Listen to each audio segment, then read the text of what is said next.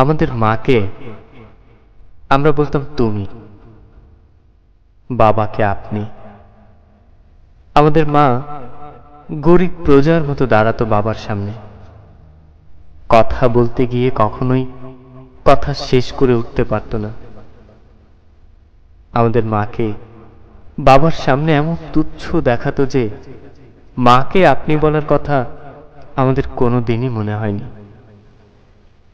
আমাদের মা আমাদের থেকে বড় ছিল, কিন্তু ছিল আমাদের সমান। আমাদের মা ছিল আমাদের শ্রেণীর, আমাদের বর্ণের, আমাদের গোত্রের। বাবা ছিলেন অনেকটা আল্লাহর মতো, তার জ্যোতি দেখলে আমরা সেজদা দিতাম। বাবা ছিলেন অনেকটা সিংহের মতো, তার গর্জনে আমরা কাঁপতে থাকতাম। বাবা ছিলেন অনেকটা আড়িয়াল বিলের প্রচণ্ড চিলের মতো, তার ছায়া দেখলেই মুরগির বাচ্চার মতো আমরা মায়ের ডানার নিচে লুকিয়ে পড়তাম। ছায়া সরে গেলে আবার বের হয়ে আকাশ দেখতাম। আমাদের মা ছিল অশ্রুবিন্দু, দিন রাত টলমল করত। আমাদের মা ছিল বনফুলের পাপড়ি, সারা দিন ঝরে ঝরে পড়ত। আমাদের মা ছিল ধান ক্ষেত, সোনা হয়ে দিকে দিকে বিছিয়ে থাকত। আমাদের মা ছিল দুধ ভাত, 3 বেলা আমাদের পাতে ঘন হয়ে থাকত। আমাদের মা ছিল ছোট্ট পুকুর, আমরা তাতে দিন রাত সাঁতার কাটতাম। আমাদের মার কোনো ব্যক্তিগত জীবন ছিল কিনা আমরা জানি না।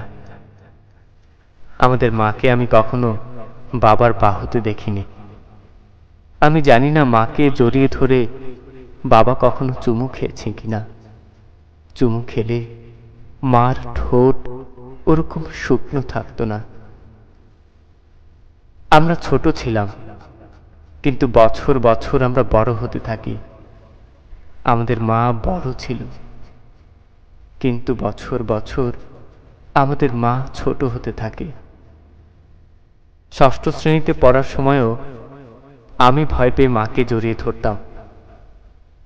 7ম শ্রেণীতে ওঠার পর ভয় পেয়ে মা একদিন আমায় জড়িয়ে ধরে। আমাদের মা দিন দিন ছোট হতে থাকে, আমাদের মা দিন দিন ভয় পেতে থাকে।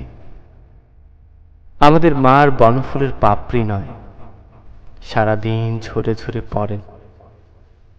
আমাদের মার ধান ক্ষেত নয়, সোনা হয়ে বিছিয়ে থাকে না। আমাদের মার দুধ ভাত নয়, আমরা আর দুধ ভাত পছন্দ করি না।